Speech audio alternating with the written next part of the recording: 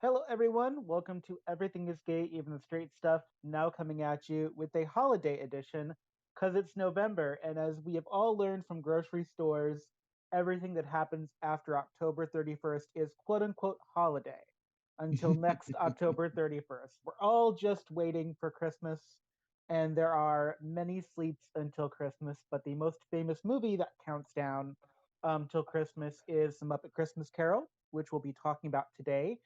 This year is the 30th anniversary of Muppet Christmas Carol, along with the movie that it competed for resources from in the movie theater that it was released, Home Alone 2, and the other movie that helped make it not a box office success but a at-home video critical darling, Aladdin. So Disney was really double dipping it that year, and it was not Jeffrey Katzenberger's fault it didn't succeed, but Jeffrey Katzenberger is to blame for some of the decisions made that later had to be reincorporated into the film. Welcome, everyone. I'm John McDonald, and I'm here again with my lovely co host, Magnus. Hello, Magnus. Hello. How are we today? Feeling good. I'm very excited to talk about this particular film. So, Mm. For if Scrooge was a flavor, he would be sour, as the singing vegetables say. he would be a lemon ice pop, as they say in Harry Potter. So I love this movie for the same reason I love Nightmare Before Christmas. It incorporates traditional theatrical techniques Mm. in a really kind of new, interesting way, where it introduces them to kids and reintroduces them to adults. It's very much like the Muppet Show, a sort of a vaudeville variety act. Um, and Mm. it is probably for me, out of all the Muppet films, probably my favorite, probably the best one for me. The Mm. original Muppet movie does have some great stuff, and there are some people that share the stage with Muppet movie that are recognized in this film. But generally speaking, if I'm talking to people about Muppet stuff, Muppet Christmas Carol comes up a Mm. lot more than any other Muppet property. So Yes, maybe a few people prefer Muppet Treasure Island. I know one person that likes um the Muppets do Wizard of Oz and such, but yeah, I do agree that generally overall, um, Christmas Carol seems to be the lasting impression that yeah. people have when it comes to Muppet films. I would almost say that the Muppet Show and Christmas Carol are almost like it's interchangeable which one people remember the most, if that makes sense. But about Yeah. out of the theatrical works, there's definitely Carol that leads with that. And they do incredibly different work too. When you talk about the Muppets, there's really two versions of the Mm. Muppets. You have the Muppet Show Muppets, which are more anarchistic, more tongue in cheek, the kind of thing that people loved about the first few years of Saturday Night Live. And as the commenters on Rotten Tomatoes like to say, this is the saccharine, sappy, sweet version of the Muppets. I don't think it is. But it feels like when you talk to people, they're divided in two camps. One where Muppets is for kids, and one where Muppets is definitely not for kids. And it's like an adult Mm. thing with the kid bets. Muppet Babies goes back and forth. It's kind of the bridge between the two things. And I do mean the original 2D cartoon Muppet Babies, not the 3D CGI remake they did. Although there is some fun in that. Mm.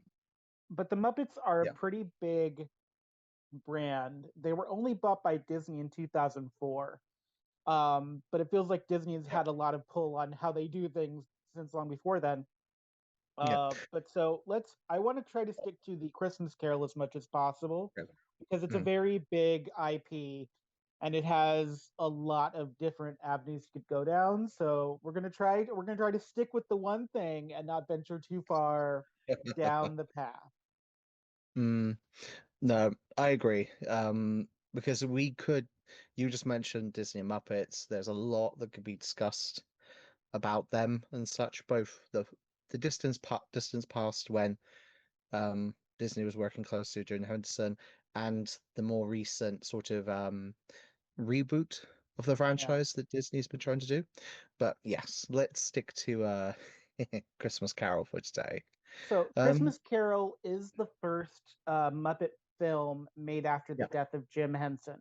And it's the Mm, first directorial debut of Brian Henson, which Michael Caine only found out halfway through filming, which is a really fun little anecdote. But yeah, so this is the first film they did without Jim and without Richard Hunt, who is the voice of Scooter in the Muppet Show, which is why Scooter is the only like well-known Muppet that doesn't appear in this film.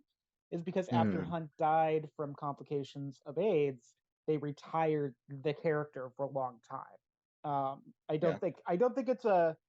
I think when he came back for like the Muppet Show reboots where they were very talk show oriented, it's probably because that was so much of a legacy they couldn't ignore it. But there's a Yeah. reason Scooter was not in this film specifically. So Yeah. Mm. Yes, absentee, as they say. yes, Um, but so in general, with how the Muppets translate into adapting such a yeah. literacy masterpiece, um, from my perspective, they did a, a really good job of it. They stuck the fine line between retelling a classic tale and also stamping their very irrelevant brand of humor and satire. You mean irreverent, right? Not irrelevant. You So, mean ah, irreverent, right? sorry, my I know. slip of the Double tongue check there. that. Slip of the tongue there. My apologies. Anyone that knows me knows my occasional blondness does poke through, despite how British I am. Yeah. So a lot of that is purposeful, by the way, in this film. The reverence and humor, they Mm, made very specific choices. Christmas Carol was the only Christmas story that they had actually thought about producing in this way after Jim's death. mm. Brian kind of said it as an aside at like a party or somewhere, I guess, and the execs at ABC were, let's do it as a TV movie, and then it all of a sudden became this major motion picture film for the winter. And I thought it was a theatrical nod to Rosencrantz and Guildenstern that they have Rizzo and Gonzo kind of narrating as Dickens and being super funny. But apparently, Brian Henson thought that was like a trademark of the book. So it's actually important to him to have that cozy narrator feel.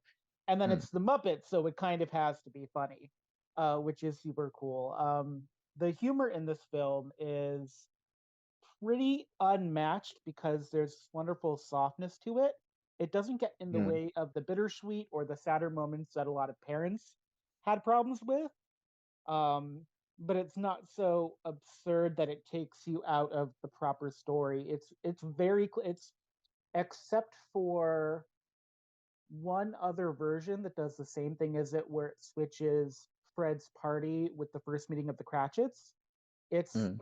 almost page for page Yeah. um, intention from the story. It was also filmed on the same lot where Scrooge was filmed in. Yes. I think it was like the 20 years after they went back to the same studio to film this. So there's a spirit of Scrooge in the studio. It has a specific name, Shepperton. I looked this up and I can't find it now. I think it's like Shepperton Mm. Studios or something. Okay. You have to wonder whether part of the reason that they stuck so close to the script might have been the fact that this was, as you say, the first production they did after Jim Henderson's death. And they still wanted to bring across a good Muppet movie with the Muppets' personalities and such. But at the same time, they still wanted it to be both relatively a success without risking anything, but at the same time, telling a good retelling, so to speak, of A Christmas Carol. Uh, Yeah, I think it had mm, to do more with love and respect for the story. mm, Michael Caine talking about it talks about it as one of the greatest roles he ever had, and for Michael mm. Caine to say that is something, because Michael Caine has had some Yes. fantastic films.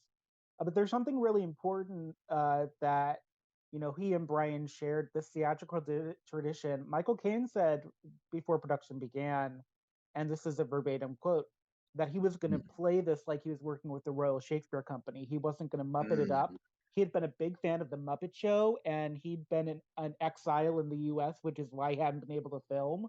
for the Muppets when it was the Muppet Show. So he was very excited to do this, not just because it was the Muppets, but because the Christmas Carol is a story with such high esteem that even Yes. even Bill Murray can't like do too much because you just can't mess it up. There's just certain things you need for it to be the story, and I think the Muppets intuitively understood that unlike Wizard of Oz, where you have more liberty, or like Yeah. Sherlock Holmes, where you'd have more liberty, the beats of this story are so specific, and it's such like a universal thing people know. I didn't look it up, but I can almost bet you there's probably a translation of A Christmas Carol to every language and country Mm. on Earth.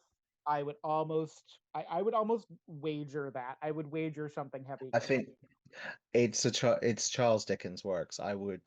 yeah, I think that's a pretty safe bet with there being almost an almost universal translation, shall we say. yeah, Um, no, I know what you mean. In a cast full of living puppets, Michael Caine's character plays it very straight, very as you yeah, say, very to the point. And it really does feel like, as you're watching the film, it's like a living piece of theatre. Now, yeah, you don't always, when people do adaptations of theatrical works, they can either go one of two ways about it. They either adapt something to film and it becomes what it feels like a film, like Into the Woods, even though like they kept the music and the direction such, it did feel like you're watching a film version, whereas other productions do feel like it's a scaled up version of a play. yeah, Um, not, and I don't mean that at all in any sort of negative light. Um, I rather mean it's what you would get as a theatrical performance if it was given like all the advantages that a film has. yeah, And certainly like the sets and the different scenes and such, you can almost feel, to be honest, the transitions between each scene is quite self-contained within A Christmas Carol, which is great. I mean, certainly for something that's aimed at a family audience, which Christmas Carol is, yeah. it becomes very easy for um, the kids to follow along and yeah, it's very accessible for the entire family. Although it does keep the Muppets Yeah. little bits of their adult humor here and there, such as the rats being used as sponges for the windows, for example. And it's not just a cute film. A lot of times Yeah. when you talk about a movie, quote unquote, for kids, you think about the Mm, idea that it has to be dumbed down, it has to be cutesy, it has to have a lot of like pratfalls, it has to be like a film like A Baby's Day Out or the live action Madeline, where it's a very yeah. poor version of the thing it's adapting. Here, Mm, all of the live action actors, Michael Caine, Meredith Braun, who played Belle, even Steve McIntosh, who plays Fred, had been working for a few years before yeah. he did the Muppets Christmas Carol. These are all like highly regarded. Meredith Braun played both Christine and Eponine um, in her productions of Mm, Les Mis and Phantom. So she had quite a few theater credits before she came to this. There was just a lot of wonderful intention that went into this, and you can always tell when a movie made for kids has intention because it mm, doesn't just play to kids. It's easy to make a movie just for kids, but it's yes. hard to make a movie that has something for everyone. I think Wreck It Ralph 2 is the perfect Mm, example of a movie where they tried way too hard to capture the original but does it so effortlessly. Um, mm, I think Muppet Christmas Carol, there's a reason when people think of the Muppet films, especially, they don't necessarily think of Muppets Take Manhattan because that's a more adult Muppet film. And some people think of Muppet Movie, but the farther we get away from it, the less the references are current. And Muppet Christmas yeah. Carol kind of lives in its own universe where it works really well. So, Mm. There's a sort of no, it's difficult to really talk about Muppet humor without talking about like how much it references things and such. yeah, Um, you were just mentioning about the Muppet movie and such, and the thing is, like some stuff, as we discussed with Golden Girls in previous episodes and everything, um, some products manage to transcend their time period, and they don't dull with age. They remain as enjoyable as ever and such. Whereas others, in a way, because the Muppet Christmas Carol, I think, doesn't really saturate too much in like pop culture references, but more focuses on humor that's self-contained within the movie. That might be why it doesn't. Oh, Yeah, what's the word I'm looking for here? It doesn't feel like it's dulled itself too much, yeah. despite the fact it came out in 1992, So like which you get for instance, you have the Muppet Christmas movie where they go to Fozzy's grandmother house, mm, which feels really dated now, especially with the Sesame Street cameos.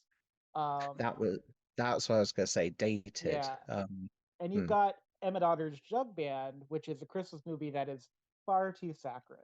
And you've got the mm, Toy Box, which feels very small and self-contained. Muppet yeah. Christmas Carol feels appropriately sized. The humor is not so groan-inducing, but it's not so pratfallish. Mm. There's a little bit of both of there.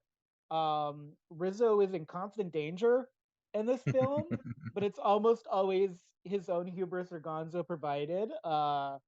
His tail Mm. getting lit on fire with the oil lamps, having to get Oh, pushed down into the yes. water, him not wanting to follow the Ghost of Christmas Past. It's just really great. Yeah. That's why I thought it was Rosencrantz and Guildenstern, because it's funny, but it's like a theatrical sort of funny Mm, where it doesn't play down to the audience, but it's also kind of important for it to be a humor the audience can mm. understand, which is a fine line. It's a very hard line to go. It it is indeed. And I wonder whether the reason why it doesn't feel too dated is because the fact that this movie, first and foremost, makes itself a Christmas film. And because it makes itself a Christmas film, um, it doesn't saturate itself too much in pop culture. Um, that you kind of see it as like it's a seasonal film. It's Yeah. a well, you can watch it all throughout the year. There's nothing stopping you watching Muppet Christmas Carol in the height of summer. I think this might But, be the perfect movie for a person that wants to discuss the idea of pastiche. So I've talked about this word in the past. I usually use Moulin Rouge when I reference pastiche, and pastiche is where yeah. you mash up something old with something new, essentially. In Moulin Rouge, it's the 1890s call girls performing Nirvana kind of thing. Mm, But in this movie, there's this great thing where it's set in ye old English times, which are very far from today, but that's very much for a period for the story. Um, but then you have scenes like the the ice skating scene with mm, Kermit and Robin, and then later with just yeah. Kermit and the Penguins. And that's definitely, maybe they were ice skating in 1890. I wasn't alive then, so I don't know.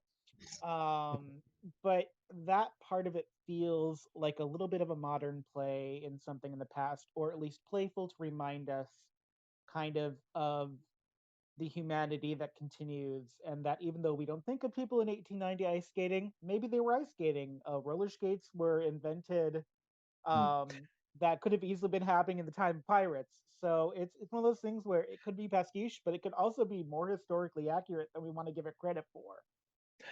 I believe that the Victorians did do ice skating. Um, I'm not 100% sure on all the practices they did, but I'm fairly certain they did have that as one of their pastimes. Yeah.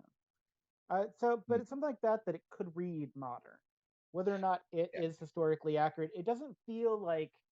So one of the movies that overdoes it in the kind of historical accuracy time period for me is the uh, film musical of Oliver, which I feel is just way Mm, too like it goes so hard in the time period it's supposed to be in, it actually distracts from the pacing.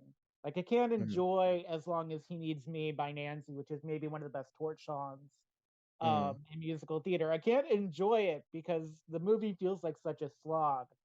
The costumes and the time period, like even sometimes My Fair Lady feels that way. Like it could have easily become like we're doing this Chris. All the other Christmas movies for me that the Muppets do feel like such a time and period place. I feel like Letters to Santa will be like that.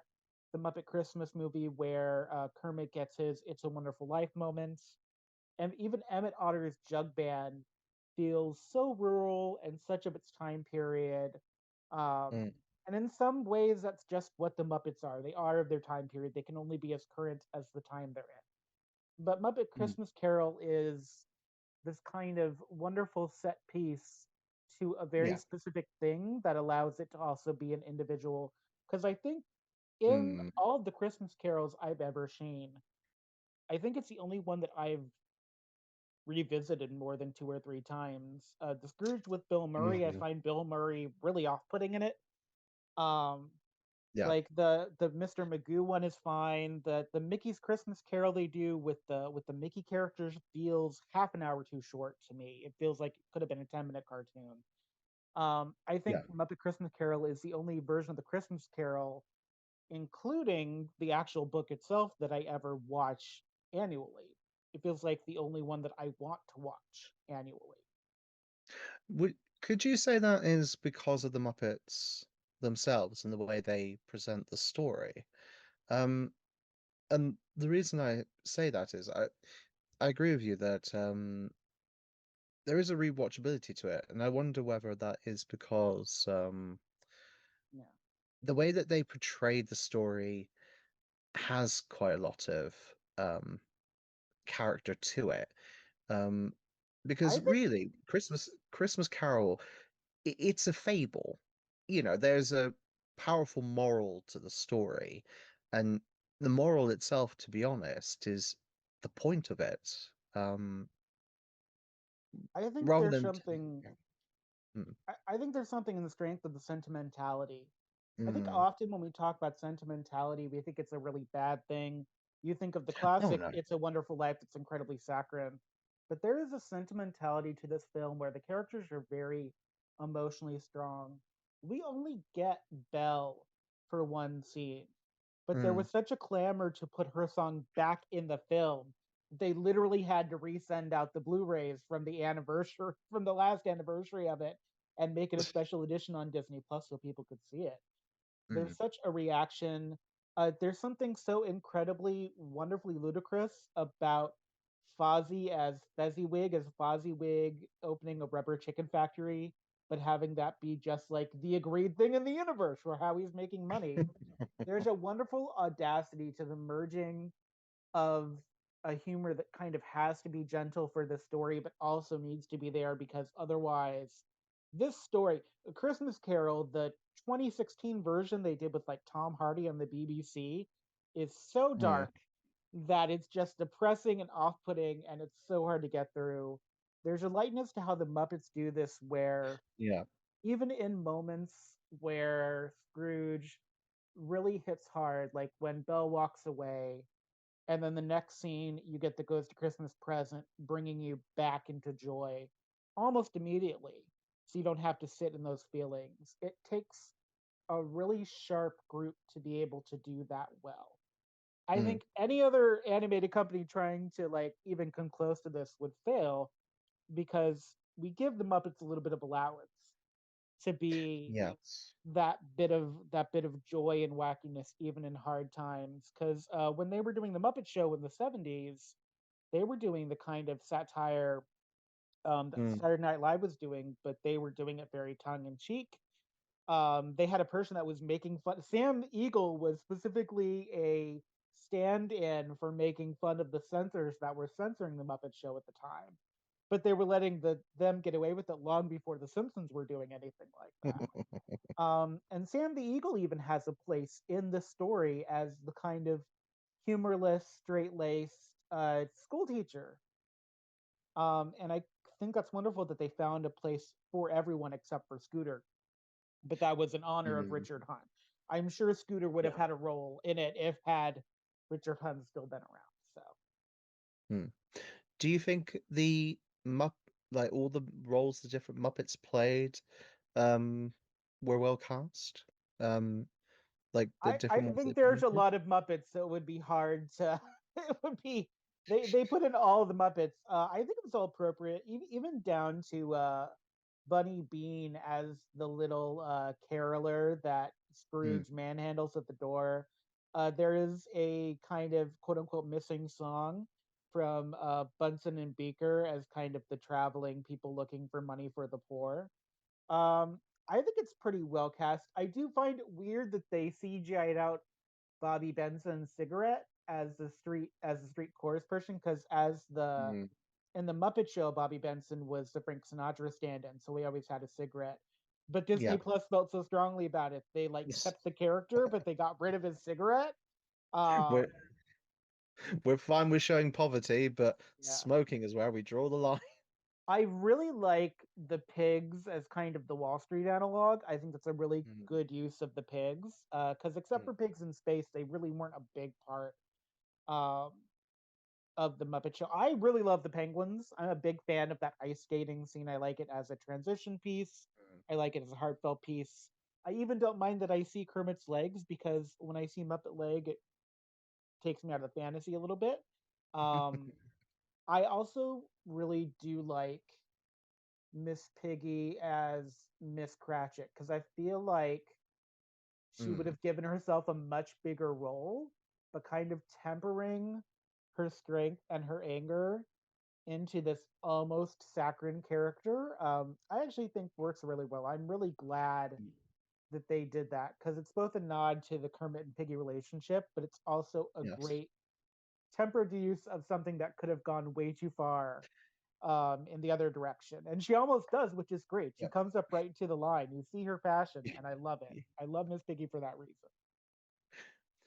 That's the thing. The Muppets in all these roles, like they're almost reining it in a little bit in order to like adequately bring across the roles and not because as you say, there is a bit of a danger if they went a little bit too overboard and had Yeah. a bit more of an antics sort of thing going on. It would threaten to make the film a bit more of a, lightly into a farce almost. But they never do that. They play. The only characters that It's, get away with that are Gonzo and Rizzo. They're the only ones that are allowed to get away with that because they know there's an mm, audience and they interact with us and they break the yeah. fourth wall in like a Deadpool way, but Yes. not a Yes. crass Good. way. So like they are allowed to interact with us differently and be Mm, eavesdropping on this world, and it works. You need someone because the story itself is such a fable, a cautionary tale. You really do need a character that's like, we're in the story, we're telling the story, but we're going to go on this journey with you because we love this story. There's so much love for the tenets of A Christmas Carol, and you can really see that in the way that Brian directs. Um, Even mm. in the songs about Scrooge in the opening, where he's walking along the pavement in time with the music, um, I think Yeah. I really do think as far as movie musicals go, it's probably one of the strongest, even if it weren't seasonal. I think I'd still think of it as one of the strongest movie musicals. I have to admit, I have occasionally forgotten it is a musical. Yeah. I don't know why. The I forget this. It's always a pleasant surprise to be reminded of the songs And in it. Elliot Miles Goodman, who did the score, also did the score for the musical movie version of Little Shop of Horrors in '86 for Frank Oz. And Paul Mm. Williams, who did the lyrics for most of the songs, did Rainbow Connection from the Muppet movie. But more importantly, for all of you queerdos out there, played Swan in Phantom of the Paradise. And so there's this wonderful legacy of strange, tongue in cheek, real powerhouses doing this, but restraining themselves for this material. Mm. I don't know if it's actually that restrained, but I like the idea of talking about it to see what an artist can do when they know they have these things they have to do. Because Mm. there are certain things you have to have in the Christmas Carol for it to be a Christmas Carol. You kind of Yeah. have to have the Scrooge redemption arc. You have to take the journey into the past. your Ghost of Christmas Future. I've never seen a Ghost of Christmas Future that's not scary as all get out. Like this is a reminder that Christmas used to be a time of ghost stories, if nothing else. Oh boy. And they do a wonderful job with those beats and knowing what story they're telling. Like there's no second guessing what this is about. And I absolutely love that there is no second guessing about what this is about. Hmm. Yes. You make a really good point there that reminding me that Christmas Carol is, in its essence, a ghost story. Um, Yeah. and at, at the end of the day, I think, mm, that's interesting. So it's a theatrical production, but also a musical. It's a ghost story, but it's also the Muppets. It's so many different things. It's quite a unique feature in its own right, and perhaps that's what makes people remember it so clearly because it's got all of these really interesting elements that are so well done and brought together. Well, and Um, we've had this will be year 30 of it being around. So we've had 30 yeah, years to say enough of this. We don't want anything else to do with this no, no, movie. But much like not having enough Muppet in the Disney yeah, parks, there's not enough Muppet. That there this is a really this is an important movie. I feel like this is a movie that comes up because parents want to show it to their kids so they get an idea of the high ideals of Christmas time, but then they yes, start watching it and then they remember how much they love it. And so it starts out mm, as a movie about high ideals, but then the fun of it kind of draws you in because you know it's a Christmas yeah, story. You know there's a thing about the poor. You know goes Christmas mm, present. It's going to show the kids and his legs, and it's going to be a whole thing. Um, but there's something fun about this version that you don't get. Like poor Bill Murray almost being burned in the coffin. George C. Scott chewing up the scenery in the best way. It's one of those things where it's like the Muppets understood both the gravity of the story, but also how to do it as a tradition. I feel like mm, yeah, in British in Britain, you have a tradition of theater at Christmas where we don't really have that in we America. We do. have films, we have the creepy living Christmas trees. We don't really have necessarily a theatrical. Some places have We, like a nutcracker they do to year, but yeah, the theater isn't a big. I feel like people will disagree with me when I say that, but honestly, as a country, except for things that come up and then kind of fade into the background, we're not really a theater driven country anymore. And I see that as a theater artist trying to work to make a living. It doesn't really feel like we're much of a theater based country as we like to say we are. And I think Muppet Christmas Carol is kind of a call to a thing that we all kind of want for mm, ourselves in America, especially. But yeah. I feel like, especially in the UK, this would just be like it's. I don't know how big a deal it is there, but I know Christmas Carol is Well, like it comes from the UK, so I wonder whether so I know people know of Muppets Christmas Carol over here.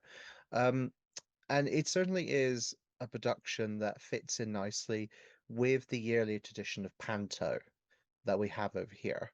Um, it's something that I went to when I was a kid. I saw pretty much every popular story done as pantomime when I was a little one. Um, and we'll be going again this year. It's a really great family activity over here, and it's a sort of thing actually that adults really, I think, get into because it's so silly, so funny, and everything. It's something you can really share with uh, each other, and I think that is something that Muppets is as well. yeah. At its heart, it's something that you can share with the whole family to enjoy at Christmas. When the whole purpose of Christmas is to get together with loved ones and to enjoy things together and experiences and such.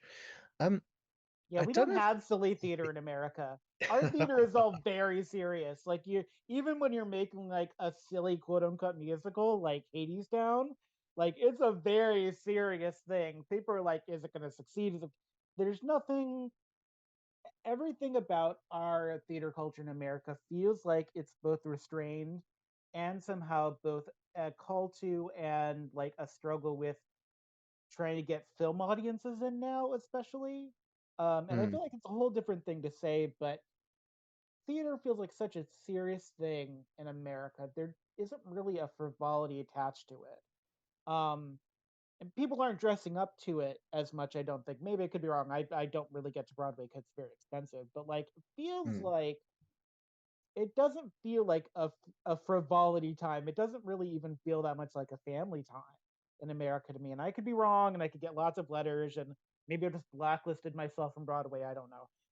But it's for me as a theater artist trying to be up and coming. It doesn't Mm. feel like we give ourselves a permission to have that frivolity. Um, and certainly we, except for Nutcracker, we don't really have a Christmas theater tradition. Maybe Dick Clark's Rockin' New Year's Eve, but I would not call that a theatrical tradition. That's a TV tradition. The Boston Pops on the 4th of July is the only thing I can think of that comes close to kind of the idea of family frivolity, and then we blow things up, which is very America. I wonder whether it's partially due to do with British humor, because we've always been quite tongue in cheek, very satirical over here. Um, and traditionally, like a lot of British people were quite uptight. Yeah. It's not as bad as it was, Yeah, but we in the don't have a John in, Inman here. We don't have an Are You Being Served? No one's going to their workplace talking about their we pussy, meaning their cat, with the double entendre. We don't got that. We got Leah Remini but and Kevin James arguing for half an hour. Like, why are they even in the same house, uh, let alone married? Are You Being Served is a totally different type of theatrical slash panto experience. It really is. Yeah. Um, It kind of does touch into like British people have always enjoyed a bit of over the top humor. yeah, And I think satire was always quite a good way for British people to loosen their ties a bit and enjoy something that was still quite regarded as quite a highbrow humor at times. yeah. Um, Well, but we never it's got also it anything. used to get silly. Our Hmm? Saturday Night Live is the closest we ever come to something like Monty Python. We don't have an American Monty Python. We don't really have an American Hitchhiker's Guide to the Galaxy either. Mm, I would argue very broadly, and I'm probably very wrong about this, the closest we ever got to kind of that silly thing between the Muppets and maybe something like Dexter's Lab or Ed, Ed and Eddie, the old Jenny Tartakovsky, old Cartoon Network stuff that had more of that surreal Dada feeling to it. mm, But we don't really do that kind of thing in America. So before we talk about the music, because I think the music is a very integral part of this movie, even though some people don't think of it as a movie musical, technically is a movie musical.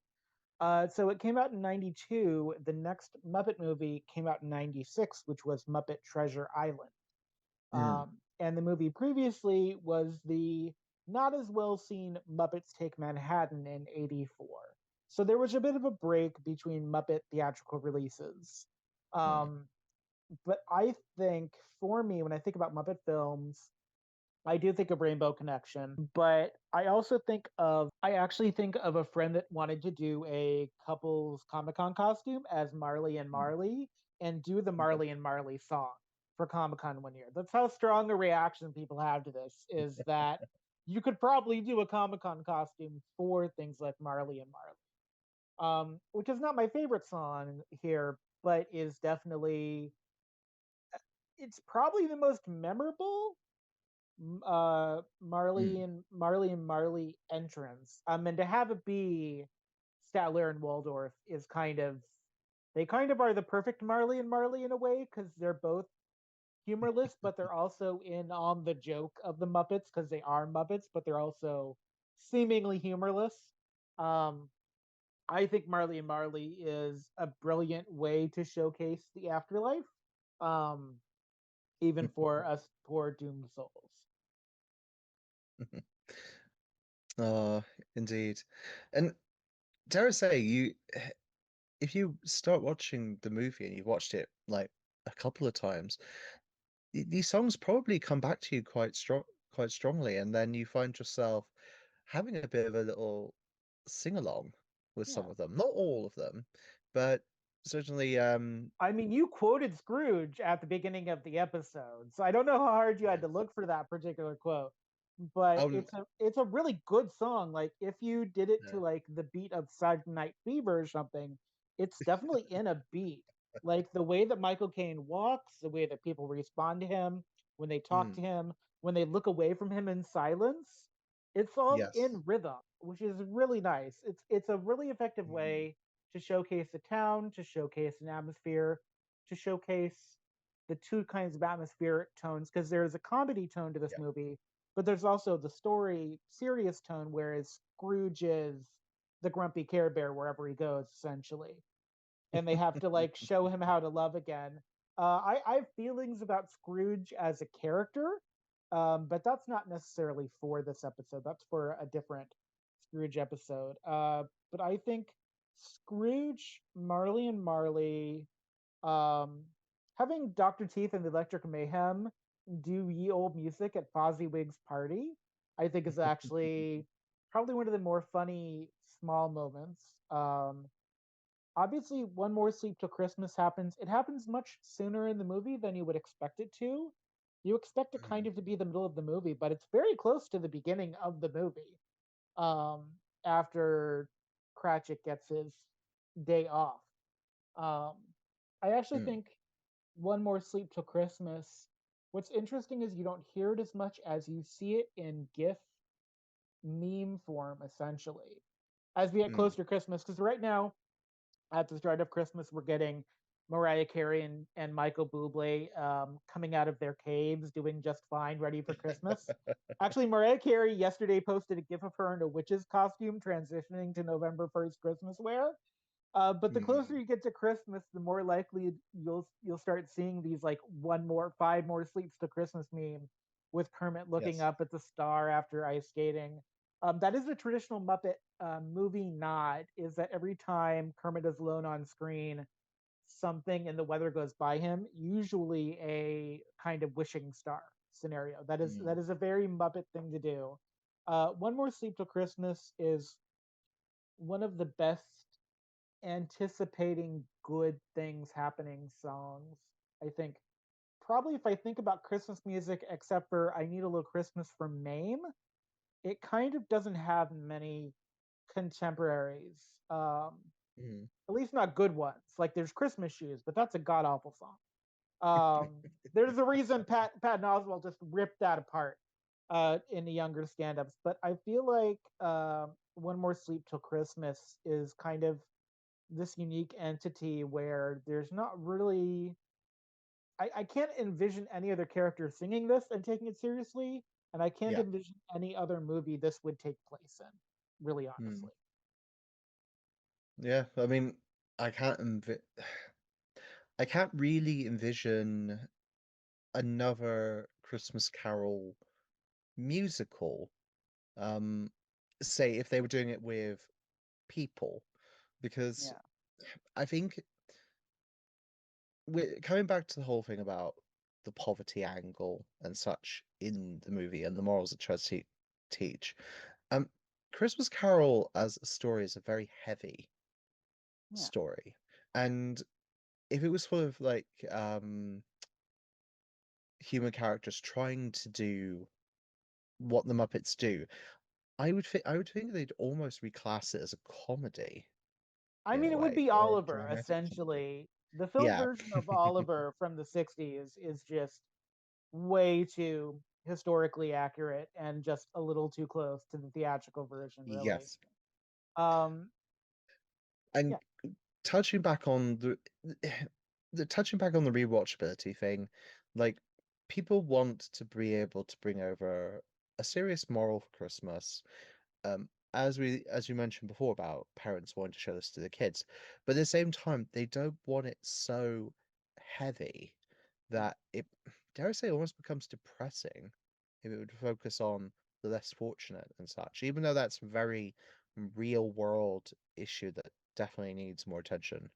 The thing is, the Muppets are able to handle the very sensitive subject matter in a way that brings across the morals of the story without it becoming overwhelming, and that helps make it so rewatchable as a Christmas classic because it's bringing over some of the true meanings of the holidays without it becoming, dare I say, too heavy-handed Yeah. in its execution. Um, and maybe that's why we just love watching it time and time again.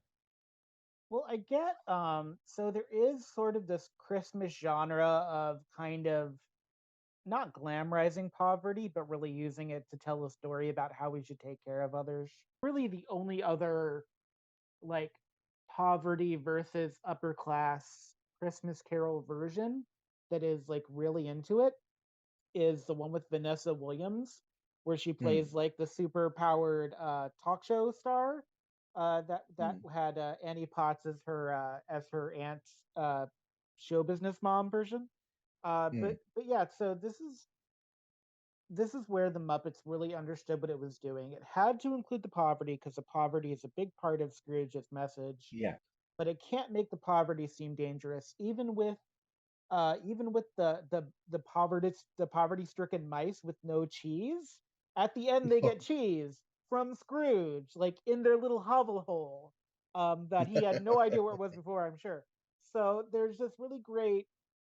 There's something about it feels like Christmas and the When Love Is Found finale.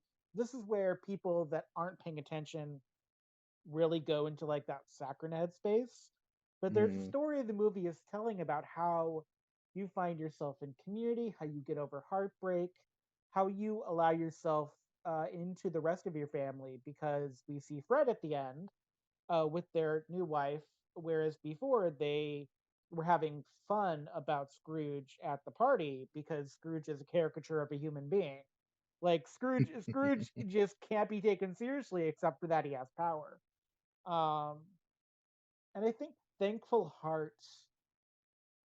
Thankful Heart is the only song I should love that I think is probably just a little too pop for me. And it could be mm. because Michael Caine is not a traditionally trained singer. So it might be a little bit No. too much of Michael Caine singing.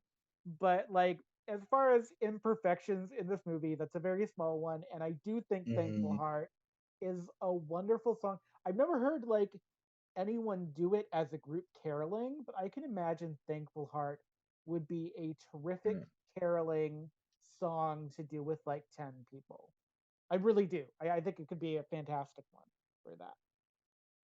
Speaking about imagining things, I would actually be quite interested to see a stage version of this film. So like take it right back Yeah. around, but So from making it a film that feels like a show, like a theater production, to a theater production of the film so they itself. talk about that, but this is like the conversation about making Pleasantville a Broadway musical. People Hmm. talk about it all the time, and then someone tries to do it and it just either it doesn't work or you have to do it on a small scale where people can kind of forgive you not being able to be kind of as grand as the movie.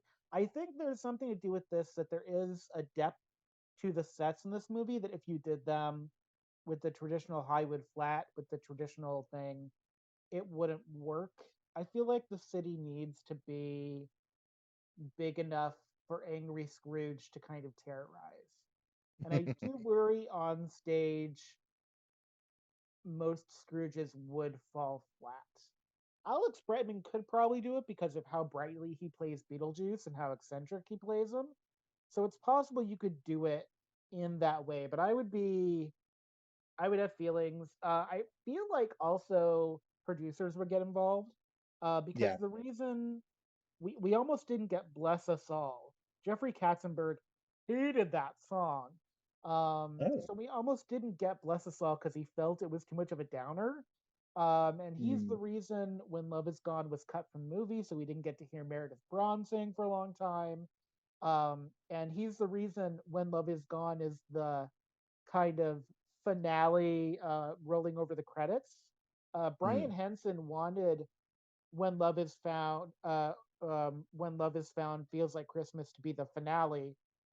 Hmm. But Jeffrey Katzenberger made them stuff the Martina McBride When Love Is Gone pop song at the end because he cut it from the film.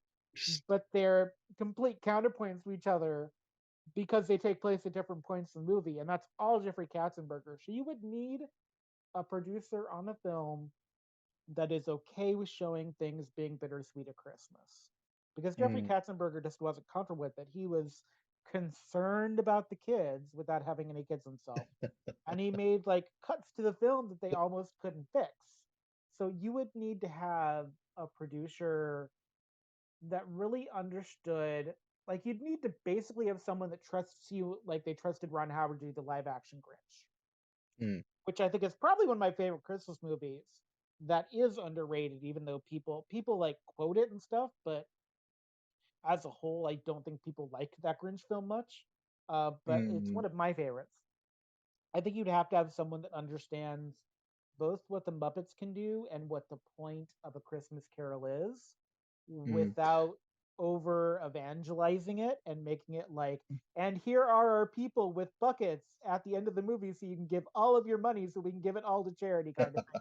Because I can just imagine some director like, we're gonna do this and we're gonna make it revolutionary and we're gonna have people give up all their money after the show because that's the message of it. And yes, that is a message of it, but it's also about community and about heartbreak and about restoring yourself. Mm. So it's just one of those things where I can easily see the wrong director getting a hold of this and completely missing Mm. especially the important stuff in this version. Jeffrey Mm. Katzenberger also hated Robin coughing as Tiny Tim. Uh, this was a really revolutionary thing. Before Robin as Tiny Tim, Tiny Mm. Tim was never shown being as sick as they had Robin play him. Like Jeffrey Katzenberger, I don't know if it was Jeffrey, but I think it was Jeffrey, was like hyper focused in on the amount of coughing Robin did because he thought it made him seem like too sick, even though Tiny Tim is supposed to be sick. That's the whole thing. Um, Yes. yeah, so it's a whole It's thing where you really have to have someone that understands the mm. intersection of the two things in order to make it work. And I have a hard time, like, I just have a hard time thinking of someone I would trust. I don't know enough people on Broadway to know, but I just have a hard time thinking of this as a theatrical production. I think it works as a film, Mm. and I think maybe that's the best medium for it. Mm. Speaking of which, to go on off on a slight tangent, Never, um, we never that, do that. What are you talking oh, about? No tangents oh here. heaven forbid. No Um, tangents. well, Disney's now got its mitts fully on the Muppets, Yeah, and they've got a whole plan for them they've never coming known up. what to do with the Muppets. So they've had control of the Muppets Yeah, since 2004. Before that, Muppets were in the theme parks, so they always had a hand in the IP. Because I think yeah, part of the Muppet IP was always owned by ABC, which was bought out by mm, Disney. But they've never really yeah. known the reason. So they bought the Muppets so that Kermit wouldn't compete with Mickey. They didn't buy the Muppets because they saw a possibility. They did it so that nobody would compete with the mouse. Which is why I was surprised that weird live action Muppets film was made with Walter. Because they really don't want Kermit competing with Mickey, but I feel like in some ways Kermit is a better leader than Mickey in trying to corral the cats that are the Muppets.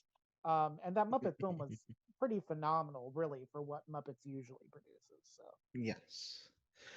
Well, they've put out this whole plan of action with them now, and they start off with the Haunted Mansion flick from last year. that And was from a what I cute understand, that was a cute yeah, movie. That was very adorable.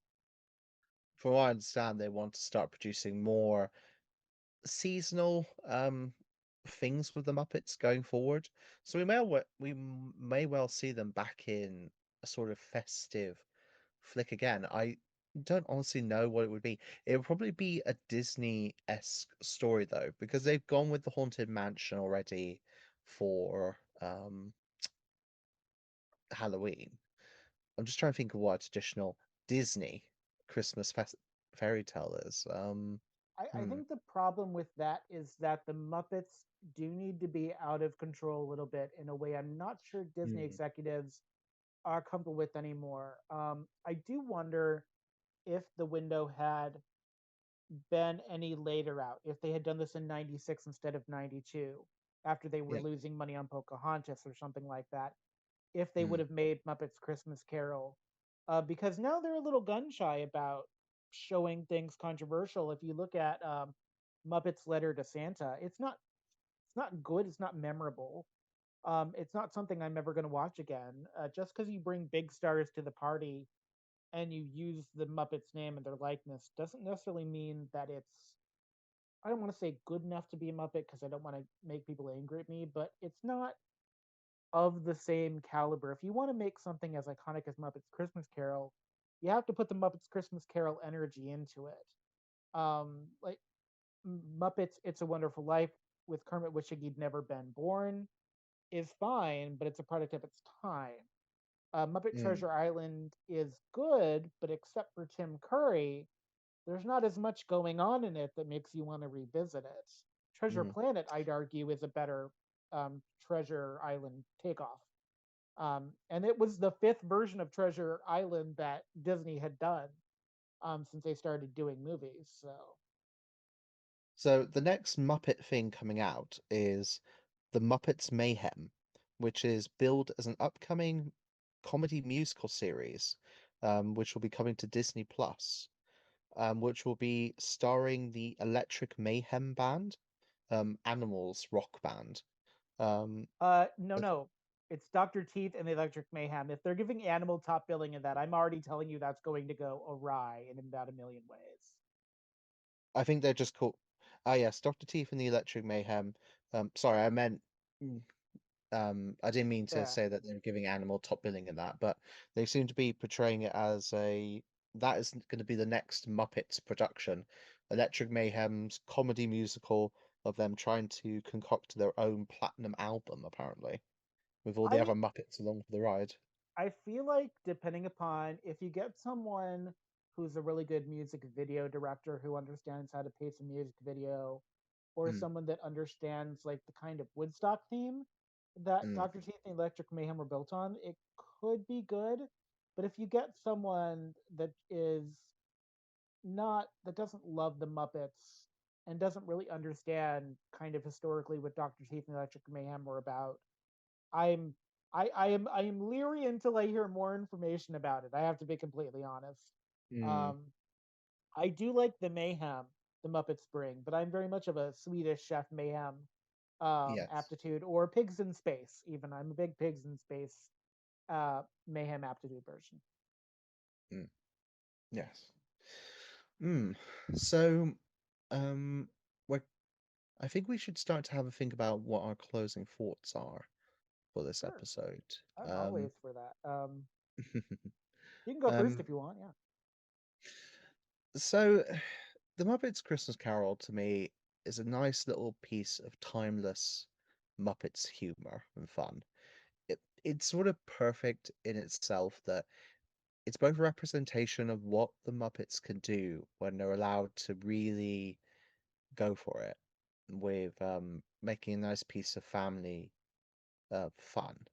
But at the same time, because it feels self-contained as a holiday movie, it hasn't grown dated over the years, and it's something that has a lot of replay value to it.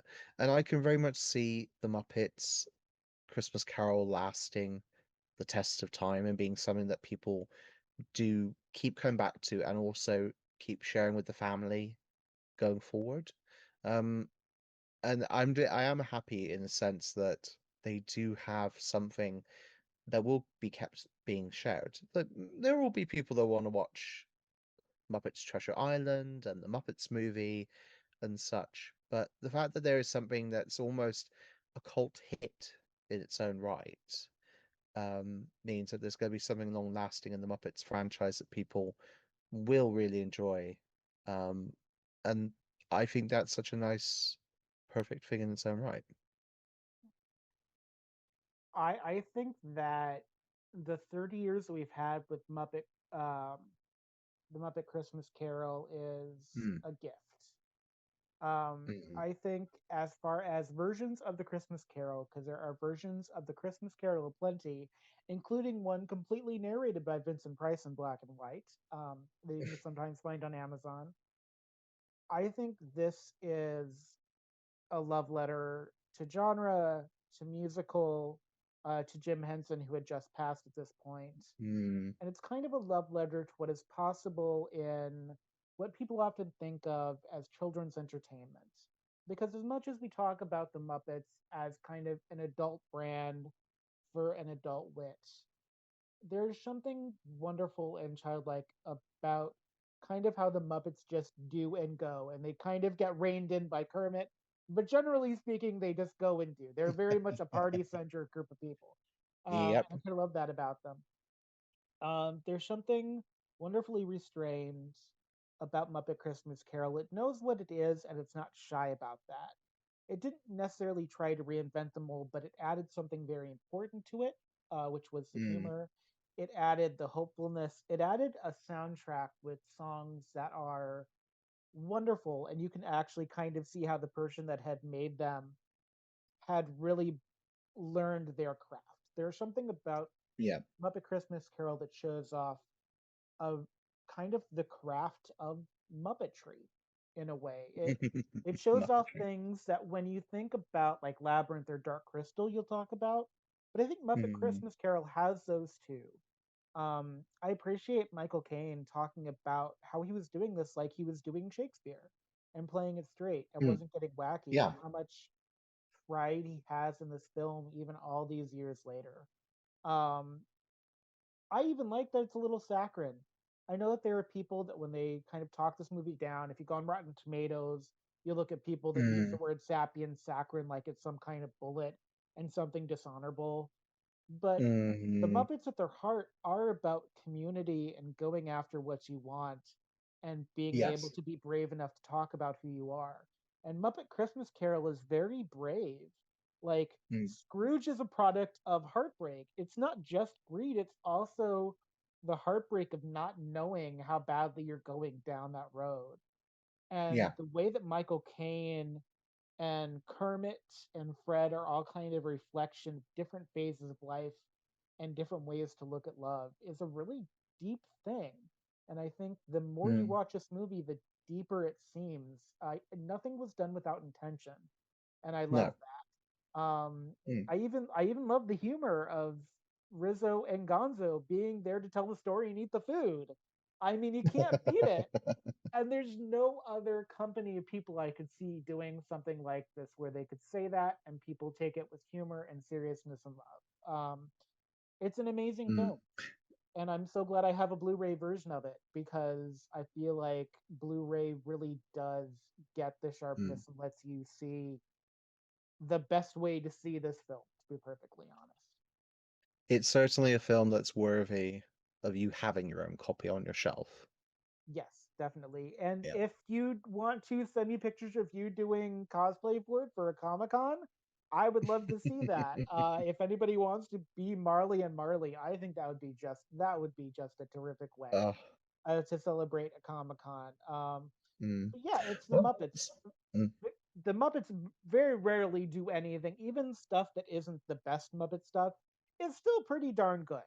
And Muppet Christmas yeah. Carol, when I think about Muppet stuff, is at the top of my Henson Muppet list because Muppet Christmas Carol came out in '92 and we're still watching it 30 years later.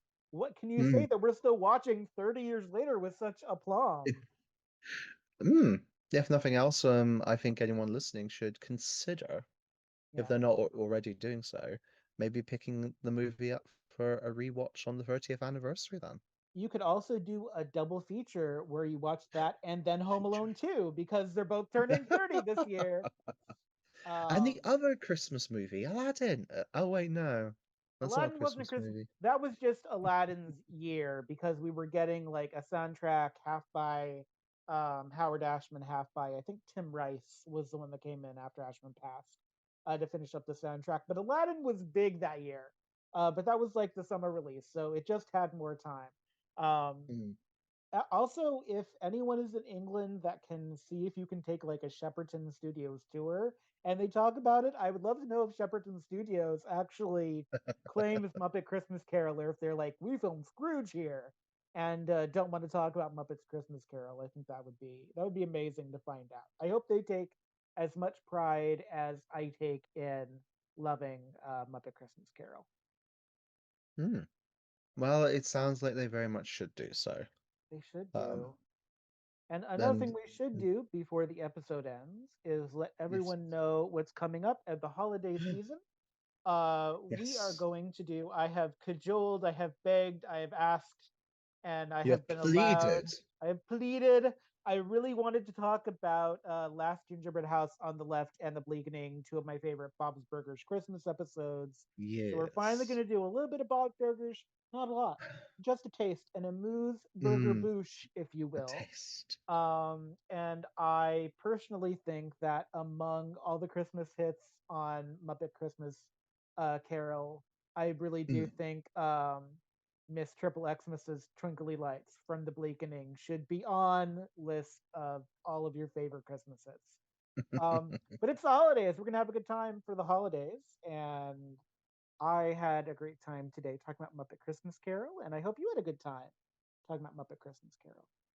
Oh, I very much did. It was a beautiful bit of nostalgia, and it does make me want to get my boyfriend to grab a copy, and we'll rewatch it again merrily at some point soon. The Um, question is do you have mulled cider with it? Do you have hot cocoa? What appropriate hot beverage is the appropriate hot beverage to ooh, watch to have with Muppet Christmas Carol? ooh, I don't know. Maybe a lovely mug of a steaming hot chocolate with marshmallows and some cookies on the side. That's nice.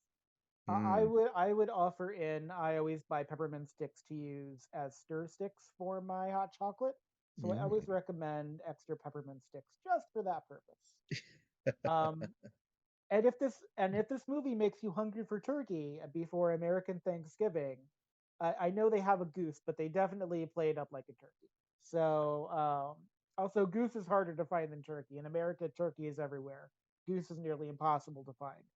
Um, but yeah, that's all I have to say. Otherwise, I'm just going to keep rambling into nothingness. Do you have anything you'd like to end with, Magnus, before we end today's episode? Oh yes. I'll say one thing. My most memorable Muppets moment was actually from Muppets Wizard of Oz when Kermit and the gang were getting on their tour bus as they're about to continue their tour. The lovely black girl that was starring in the film walked Ashanti, up I and believe.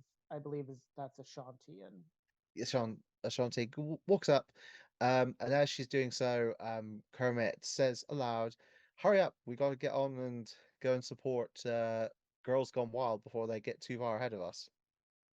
And for some reason, that has always stuck in my brain. oh, that's great. My favorite joke that the Muppets did is in the Muppets movie. They have a recurring joke about people being lost and looking for Hari Krishna, which is such a '70s comedy joke, very airplane.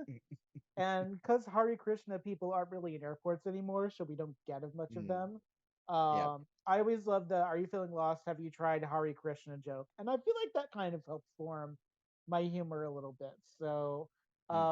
I look forward to that. I look forward to a rewatch of Muppet Christmas Carol. It's definitely on my Mhm. holiday list. And now we're in the Yep. holidays. Everybody, get down your Halloween ornaments and get up your Christmas ornaments, or Santa will judge you. That's right. Santa is watching and will judge you. And with that, we'll end the episode, and we'll see you next time for another episode of Everything is Gay, Even the Straight Stuff. This is John McDonald signing off. And Magnus going too. Ta-da! Uh, Done.